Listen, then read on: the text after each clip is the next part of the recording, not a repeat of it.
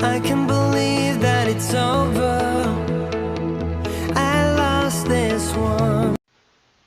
Assalamualaikum warahmatullahi wabarakatuh. Nama saya Jijen Jenal Ahyar, NPM 10220089.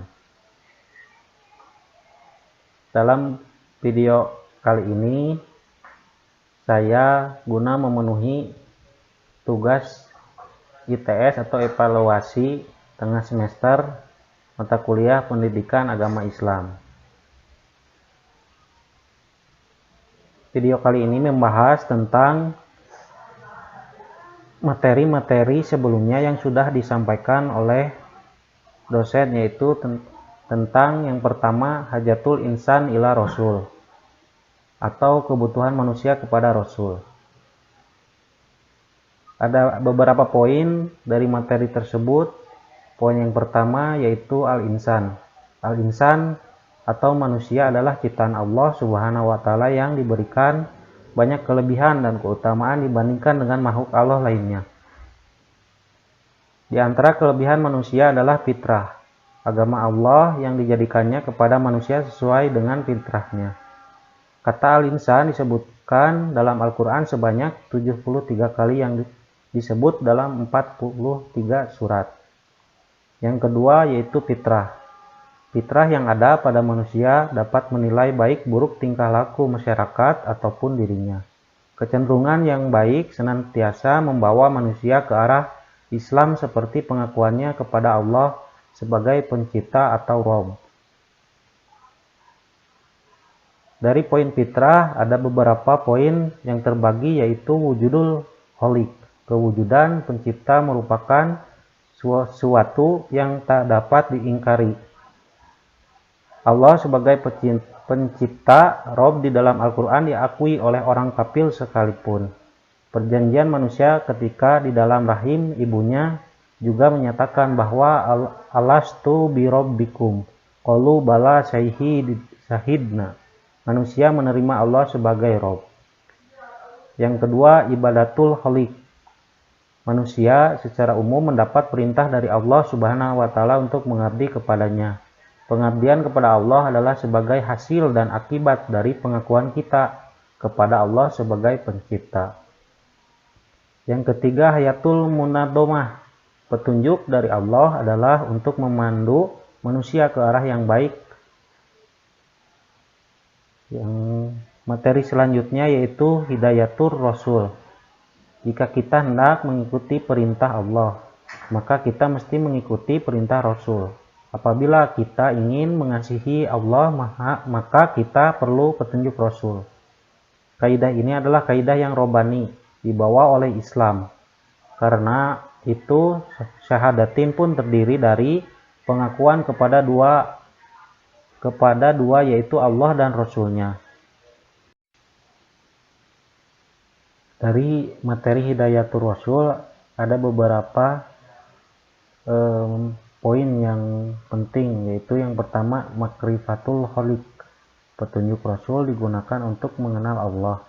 Mengenal Allah juga dapat dilakukan dengan cara memperhatikan dan memikirkan alam sebagai penciptaannya, serta dan seterusnya melihat gunung-gunung, hewan dan sebagainya merupakan cara untuk mengenal Allah melalui ayat kauniyah. Yang kedua, minhajul hayah. Rasul sebagai ikutan dan teladan yang baik untuk diikuti dalam mengamalkan Islam secara benar.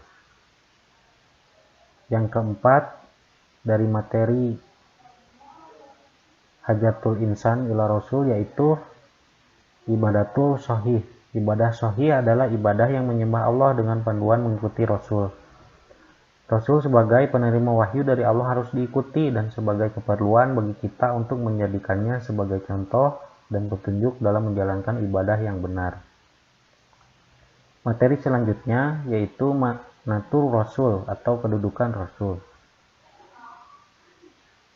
Yang pertama dari materi natur Rasul yaitu abid min ibadillah, hamba di antara hamba-hamba Allah. Rasulullah Shallallahu Alaihi Wasallam adalah sebagai hamba dan manusia biasa yang juga bisa makan, minum, pergi ke pasar, beristri, berniaga, dan segala aktivitas manusia lainnya dikerjakan juga oleh beliau.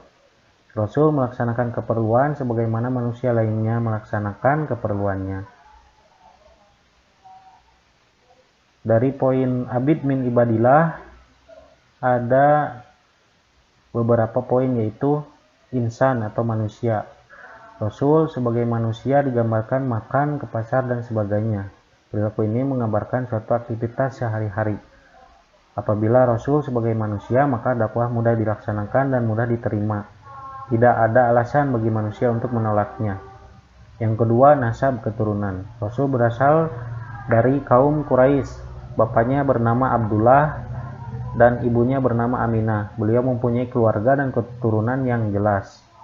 Begitupun tentang sejarah kelahiran dan asal-usulnya. Sejarah yang menjelaskan bagaimana Nabi dibesarkan sehingga menjadi Rasul juga banyak terdapat di berbagai buku sirah-sirah Nabi lainnya. Yang ketiga, jisim atau fisik. Fisik Nabi Muhammad SAW digambarkan banyak oleh hadis seperti rambutnya yang rapi dan selalu disikat atau disisir, badannya yang kuat, tingginya yang sedang, dan sebagainya. Dari gambaran fisik ini, Nabi adalah manusia yang juga sebagai manusia biasa lainnya. Yang keempat, sirah nabawiyah, sejarah kenabian. Penggambaran Nabi sebagai hamba Allah terdapat di dalam sirah nabawiyah. Penggambaran ini dijadikan sebagai pengajaran atau menerangkan sesuatu dan juga dapat sebagai petunjuk bagi kita yang membacanya. Dari sirah nabawiyah dapat disimpulkan bahwa Nabi sebagai hamba Allah dan menjalankan aktivitas-aktivitasnya sebagai manusia biasa. Allah berfirman dalam Al-Quran surat Yusuf ayat 111. Poin yang kedua dari materi Maknatur Rasul yaitu as-sunnah atau sunnah. Dari segi bahasa, sunnah berarti jalan. Maksud sunnah Nabi adalah segala sesuatu yang disebutkan dan diamalkan. Sunnah Nabi bernilai syar'i dan perlu untuk mengikutinya. Sunnah yang demikian dijadikan sebagai teladan dan ikutan. Sesuatu di luar itu boleh dilaksanakan, boleh juga tidak. Dia merupakan sesuatu yang tidak wajib, seperti Nabi biasa menunggang unta, memakai pakaian budaya Arab, perang dengan pedang, dan sebagainya. Perkara ini adalah wasailul hayah atau saran hidup yang bisa berubah dan tidak mesti mengikutinya. Yang perlu diikuti dan bernilai sunnah adalah yang bersifat minhajul hayat, petunjuk hidup. Sunnah ini dijadikan sebagai fikih ahkam untuk rujukan beramal atau mengambil keputusan. Dari materi as-sunnah ada poin penambahan, yaitu fiqhul ahkam atau fikih hukum. Bagi muslim dalam menjalankan hidup dan dakwah tentunya menghadapi banyak rintangan selain bagaimana harus menjalani hidup ini dengan sempurna. Peranan hukum atau aturan sebagai panduan membawa kita ke arah yang sempurna sangatlah diperlukan. Rasul dijadikan sebagai tempat ketaatan dan tauladan, dan juga sebagai rujukan hukum. Fikih ahkam yang digunakan sebagai dalil juga memerlukan pandangan sunnah. Allah berfirman dalam Al-Quran surat An-Nisa ayat 64-65. Yang ketiga dari materi Maknatur Rasul yaitu Rasul minal mursalin atau Rasul di antara Rasul-Rasul. Muhammad SAW selain sebagai hamba biasa, juga sebagai Rasul yang mempunyai keutamaan dan ciri-ciri kerasulan. Muhammad seperti Rasul lainnya juga mempunyai mukjizat dan tugas-tugas mulia. Walaupun bagaimanapun Rasul juga seperti manusia yang akan meninggal pada saatnya. Allah berfirman dalam surat Ali Imran ayat 144. Ciri-ciri kerasulan yang utama atau tugas-tugas Rasul yang mulia adalah sebagai berikut. Yang pertama, tabligh risalah, menyampaikan risalah. Peranan Rasul yang utama adalah menyampaikan risalah Tuhan, karena inilah yang membedakannya dengan manusia biasa. Rasul membawa manusia untuk mengabdi kepada ilah yang satu, yaitu Allah Subhanahu wa Ta'ala. Yang kedua, adaul amanah, menunaikan amanah. Rasul telah menunaikan amanahnya sebagai Rasul, yaitu menyampaikan risalah kepada manusia. Menunaikan amanah dan tugas Menyampaikan misi ini merupakan peranan Rasul. Bukti bahwa Rasul telah menunaikan amanah ini adalah pengikut-pengikutnya yang setia dan menyebarkan dakwah kepada manusia. Allah berfirman dalam Al-Quran surat Al-Maidah ayat 67. Yang ketiga, imamatul umat atau pemimpin umat. Nabi Muhammad SAW sebagai Rasul juga sebagai imam yang bertanggung jawab atas umatnya. Pada hari kiamat, Nabi berperan sebagai umat. Hal ini menunjukkan bahwa Nabi juga bertanggung jawab terhadap apa-apa yang sudah disampaikan kepada umatnya. Ketika di hari perhitungan, di hari kiamat, Nabi mempertanggungjawabkan umatnya. Yang keempat yaitu dakwah nabiyah, dakwah kenabian. Al-Quran dan juga sirah banyak menjelaskan dakwah Nabi. Dari kedua ini muncul fikih dakwah yang sesuai dengan realitas tuntutan, keadaan dan respon setempat. Misalnya Allah menceritakan perjalanan hijrah Nabi bersama Abu Bakar yang berada di Gua Sur. Didapati banyak ular dan berbagai hewan yang berbahaya. Kemudian Nabi berkata, "Janganlah takut, sesungguhnya Allah bersama kami." Materi selanjutnya yaitu wajifatur Rasul atau tugas Rasul. Tugas Rasul dapat dibagi menjadi dua, yaitu menyampaikan risalah dan menegakkan dinullah. Tugas Rasul diantaranya adalah menjelaskan cara pengabdian kepada Allah, menjelaskan Islam sebagai panduan hidup, usaha menyampaikan risalah secara berkesan dengan melaksanakan tarbiyah Islamiyah, yaitu dengan menekankan kepada arahan dan nasihat. Tugas kedua adalah menegakkan dinullah. Tugas ini tidak semua muslim memahaminya atau tidak mengetahui bagaimana untuk merealisasikannya. Rasul sebagai pembawa risalah adalah suatu pengetahuan umum bagi kita, tetapi tidak demikian dengan peranan untuk menegakkan agama Allah. Beberapa aktivitas untuk menegakkan dinullah ini adalah menegakkan khilafah, membangun rijal, minhajud, dakwah, dan merealisasikan risalah. Dari wajifatur Rasul ada beberapa poin, yaitu yang pertama, hamilu risalatid dakwah, mengemban risalah dakwah. Rasulullah SAW melakukan aktivitas dakwah agar umat manusia ma'rifatul khaliq, mempelajari atau mengetahui dan mengenal Sang Pencipta, sehingga mereka bersedia beribadah hanya kepadanya. Yang selanjutnya, Rasulullah SAW membimbing manusia tentang kaifayatul ibadah, tata cara ibadah. Yang ketiga, Rasulullah SAW bertugas menyeru manusia agar mengetahui dan mengamalkan Islam sebagai minhajul hayah atau pedoman kehidupan. Selanjutnya, Rasulullah SAW melakukan at-tarbiyah, pembinaan kepada umat, yakni berupa taujihun, pengarahan, dan nasihatun, nasihat, sehingga iman, ilmu, dan amal mereka tumbuh berkembang. Iqamatu dinillah atau menegakkan agama. Rasulullah SAW melakukan iqamatul khilafah, menegakkan khilafah, yakni kepemimpinan Islam di muka bumi. Dalam rangka iqamatu dinillah, Rasulullah SAW melakukan binaur rijal atau membina kader yang menjadi kekuatan inti, sehingga estafeta dan roda dakwah dapat terus berputar.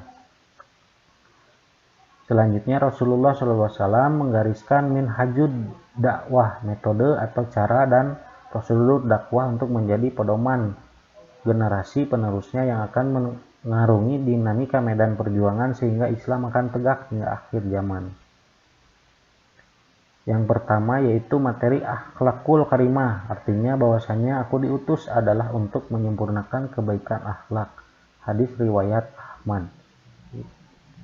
Yang kedua, materi hukum atau syariat, artinya apakah hukum jahiliyah yang mereka kehendaki dan hukum siapakah yang lebih baik daripada hukum Allah bagi orang-orang yang yakin. Quran surat Al-Maidah ayat 5. Metode dakwah tariqah yang digunakan amatlah luas dan lapang, tentu saja dengan memperhatikan hal-hal berikut: terjaganya prinsip keamanan dan pertumbuhan dakwah dalam berbagai situasi dan kondisi.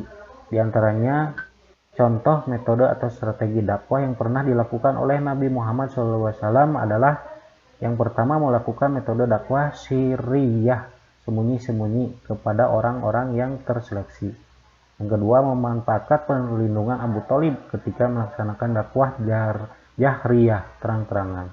Yang selanjutnya, metode pembinaan umat secara sembunyi-sembunyi di rumah Arqam bin Abil Arqam. Selanjutnya, menghindari konfrontasi dan mengambil langkah defensif atau bertahan terhadap orang-orang yang memusuhi dan melakukan tekanan kepada dakwah. Selanjutnya, mengambil kebijakan untuk membolehkan orang-orang lemah di kalangan kaum muslimin agar menampakkan kemurtadan demi keselamatan jiwa dan menjaga pertumbuhan dakwah. Metode selanjutnya, memerintahkan pengikutnya hijrah ke Habasyah atau Ethiopia atau kerajaan Kristen. Metode selanjutnya, memanfaatkan hukum jiwar atau suaka yang diberlakukan masyarakat musyrik agar memperoleh keselamatan dan berdakwah dan beribadah.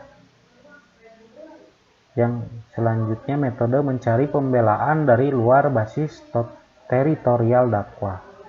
Materi selanjutnya yaitu wajibuna nahwar Rasul atau kewajiban terhadap Rasul. Keyakinan bahwa Muhammad adalah Rasulullah utusan Allah mengandung makna sebagai berikut. Makna yang pertama, tasdiquhu fima akbar, membenarkan apa-apa yang disampaikan olehnya.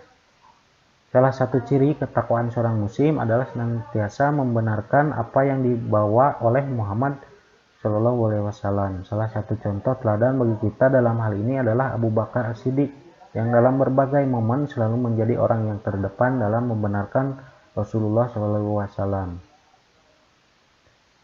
Yang kedua, ta'atuhu pima amar, atau mentaati apa yang beliau perintahkan. Inilah konsekuensi yang harus dijalani bagi mereka yang mengaku beriman kepada Rasulullah SAW.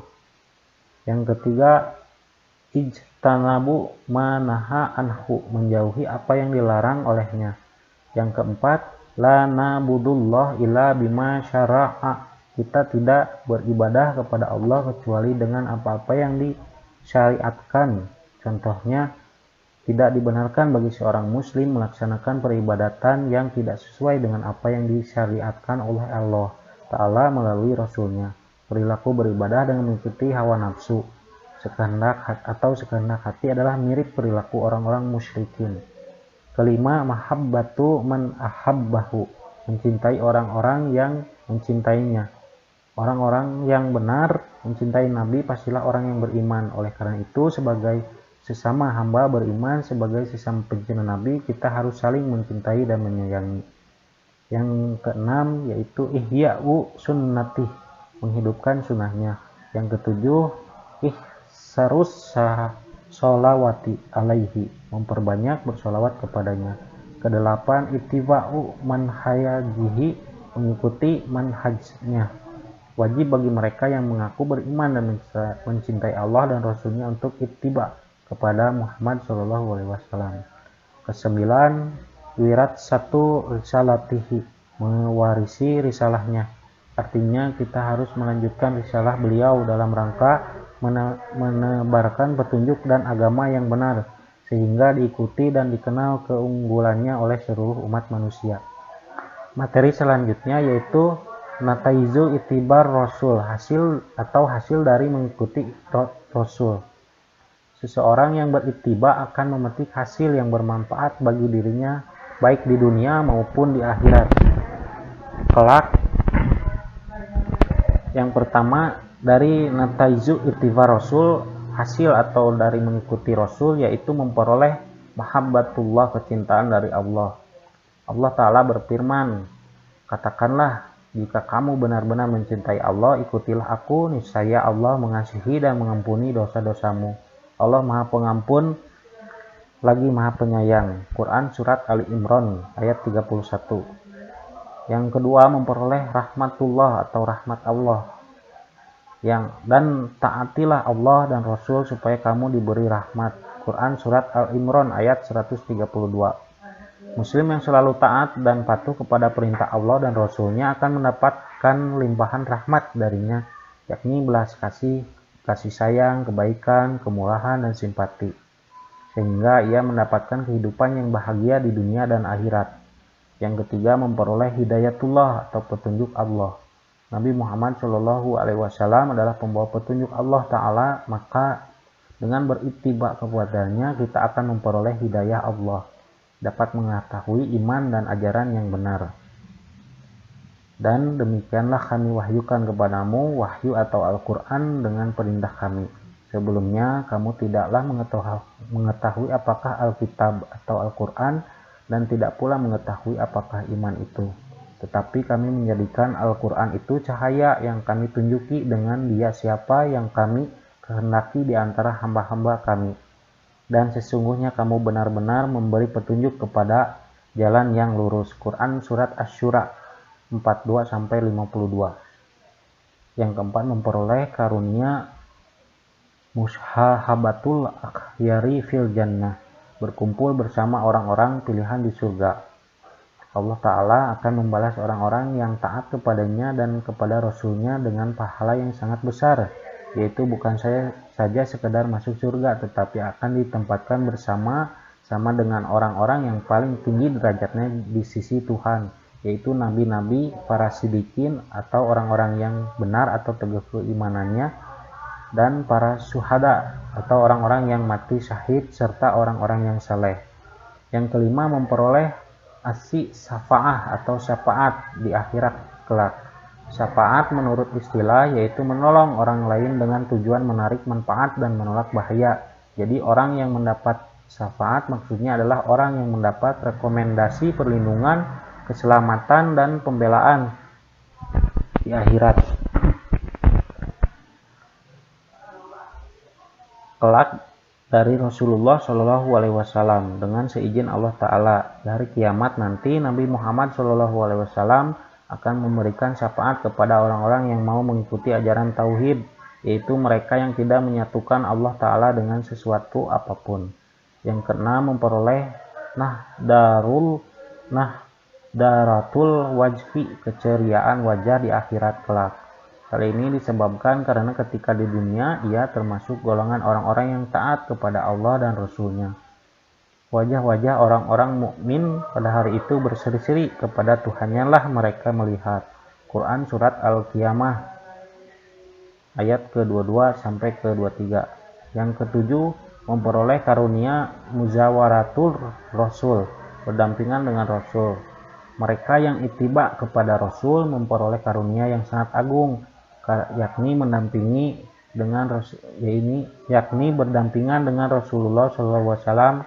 Surga kelak diantaranya adalah: yang pertama, orang-orang yang taat kepadanya; yang kedua, orang-orang yang mencintainya; yang ketiga, orang-orang yang memperbanyak salat sunnah; yang keempat, orang-orang yang berakhlak mulia; yang kelima, orang-orang yang memperbanyak sholawat; yang keenam, orang-orang yang merawat atau menyantuni dan membantu anak yatim; yang ketujuh, orang-orang yang mendidik anak-anak wanita menjadi sholihah; yang kedelapan, orang-orang yang memperbanyak doa agar didekatkan dengan Nabi di akhirat kelak; yang kedelapan, memperoleh izzatun nafs, kemuliaan jiwa. Oleh karena izzah Islam inilah prajurit biasa seperti Rib'i bin Amir radhiyallahu anhu mampu berkata di hadapan panglima perang Persia Rustum dengan sebuah kalimat yang menggetarkan. Yang kesembilan, memperoleh al-falah atau keberuntungan, yakni keselamatan, kemenangan, dan keberhasilan yang besar di akhirat berupa surga abadi. Sesungguhnya jawaban orang-orang mukmin bila mereka dipanggil kepada Allah dan Rasul-Nya agar Rasul menghukum atau mengadili di antara mereka ialah ucapan "kami mendengar dan kami patuhi", dan mereka itulah orang-orang yang beruntung. Quran Surat An-Nur ayat 24-51. Demikian video kali ini. Mohon maaf bila ada kesalahan. Wabillahi taufik wal hidayah. Wassalamualaikum warahmatullahi wabarakatuh.